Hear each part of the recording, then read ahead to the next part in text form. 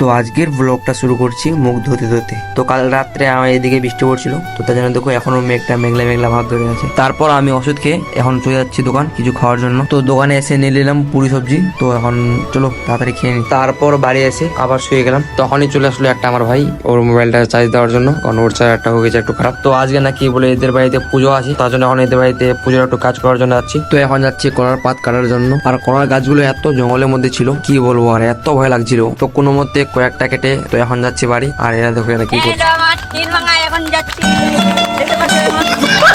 তো এখন যাচ্ছি বাড়ি, কারণ পুজো হবে 2টোর সময়। তো এখন বাজে 10টা। তো এখন চান টান করে রেডি। তো এখন যাচ্ছি পুজো দেখার জন্য। আসার সঙ্গে সঙ্গে চলে আসলো একটা বুনু টিপ দেওয়ার জন্য। তারপর বসে গেলাম পুজোতে। তো এখন পুজো কমপ্লিট। তো এখন আমি নিচ্ছি আরতি। তারপর সবাইকে প্রসাদ দেওয়ার পর আমরাও চলে আসলাম সবাই প্রসাদ খাওয়ার জন্য ছাদের উপর। আর আমার প্রসাদে এত টেস্ট লাগছিল, পুরো আঙুল চেটে চেটে খাচ্ছি। তো এখন সবকিছু কমপ্লিট।